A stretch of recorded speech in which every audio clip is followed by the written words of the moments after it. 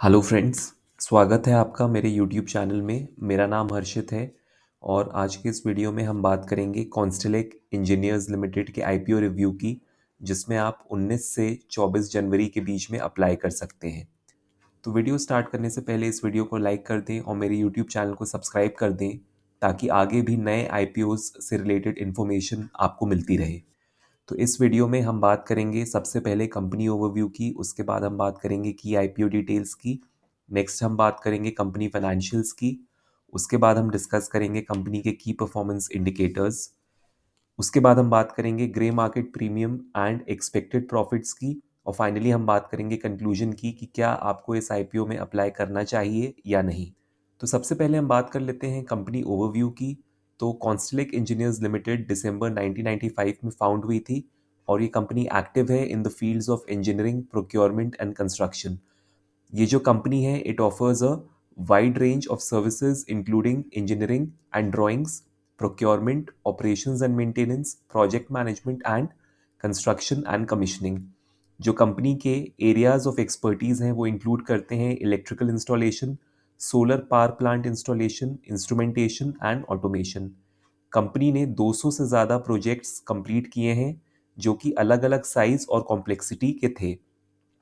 Company के जो major clients हैं वो इंक्लूड करते हैं Reliance Industries Limited, Engineers India Limited, JSW Steel, Indian Oil, BPCL, HPCL, ISRO, ACC, BARC, Adani, NTPC and Tata steel.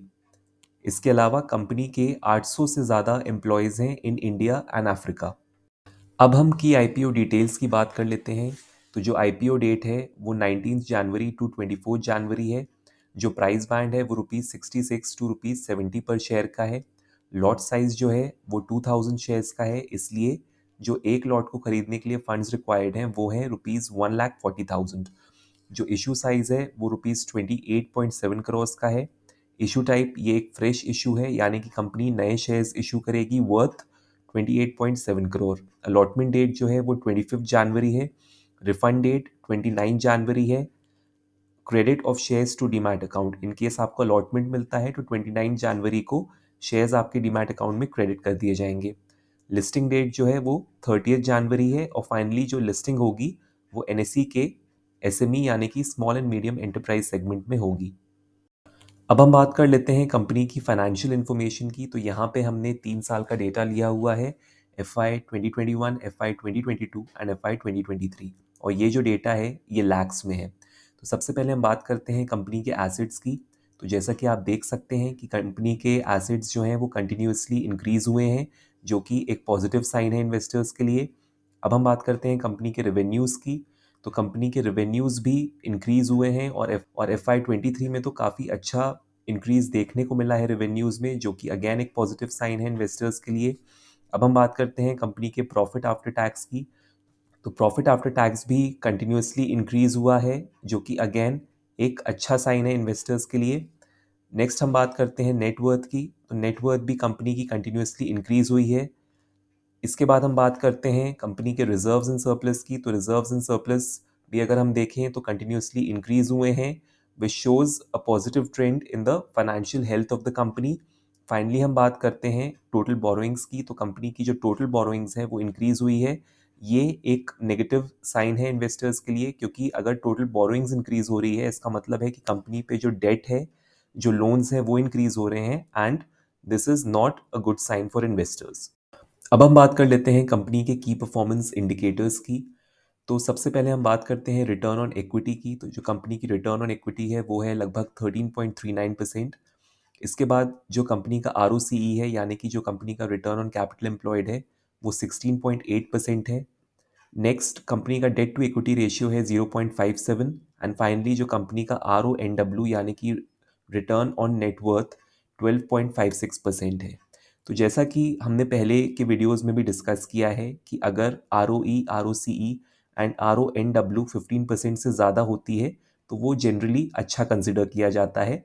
तो यहाँ पे अगर हम ROE, ROCE और RONW की बात करें तो ये सारे ही जो वैल्यूज़ यहाँ पे हैं 13%, 17% एंड 12%, ये काफ़ी एवरेज रेशियोज़ हैं यहाँ पे कॉन्स्टेलेक कंपनी के। इसके अलावा अगर हम कंपनी के डेट टू इक्विटी रेशियो की बात करें तो वो 0.57 है, जो कि 1 से कम है। इसलिए यहाँ पे जो कंपनी का डेट टू इक्विटी रेशियो है वो काफ़ी अच्छा है और ये दिखाता है कि कंपनी अपने डेट लेवल्स को इफेक्टिवली मैनेज कर रही है। अब हम बात कर लेते हैं जीएमपी यानी कि grey market premium and expected profits की। तो जो करेंटली कंपनी का ग्रे मार्केट प्रीमियम चल रहा है वो ₹57 है और ये डेटा एज ऑफ 23 जनवरी है। तो इसलिए जो जीएमपी है वो 81.4% का है, क्योंकि कंपनी का जो शेयर प्राइस है वो लगभग ₹70 होने की उम्मीद है। तो जैसा कि हम पहले भी डिस्कस कर चुके हैं वीडियो में कि जो लॉट साइज है वो 2000 शेयर्स का है और जो प्राइस बैंड है वो ₹66 टू ₹70 पर शेयर है। इसलिए funds required for one lot is ₹1,40,000 and estimated listing price will be 70 plus GMP, यानी कि 70 plus 57 is equal to ₹127 and expected listing gains on one lot will be 2000 into GMP, यानी कि 2000 into 57 which is rupees 1,14,000 and this 1,14,000 is 81.4% of your investment।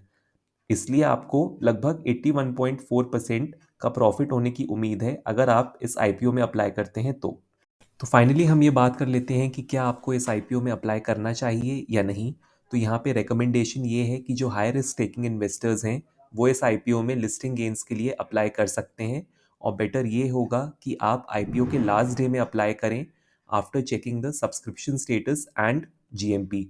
अगर हम बात करें 23 जनवरी के subscription status की, तो जैसा कि आप स्क्रीन पे देख सकते हैं कि 23 जन को ये आईपीओ लगभग 146 टाइम्स ओवर सब्सक्राइब हुआ है। इसलिए आप इस आईपीओ के लास्ट डे यानी कि 24 जन को ये चेक करें कि क्या आईपीओ ओवर सब्सक्राइब्ड है और क्या इसकी जीएमपी 50% से ज़्यादा है। अगर इसकी जीएमपी 50% से ज़्यादा है और ये आईपीओ ओवर सब्सक्राइब्ड है तो इसका मतलब है कि इस आईपीओ के chances of providing you with listing gains बहुत ज़्यादा इंक्रीज हो जाते हैं। फाइनली ये एक इन्वेस्टमेंट एडवाइस नहीं है। Investors they should do their own due diligence and research and also consult their financial advisor before investing in this IPO. तो उम्मीद करता हूँ कि आज का वीडियो आपको पसंद आया होगा। अगर वीडियो पसंद आया है तो इस वीडियो को लाइक करें, अपने फ्रेंड्स और फैमिली के साथ शेयर करें और मेरे यूट्यूब चैनल को सब्सक्राइब करें। बेल आइकन को भी प्रेस करें ताकि आपको मेरे नए वीडियोस का नोटिफिकेशन मिलता रहे। Thank you.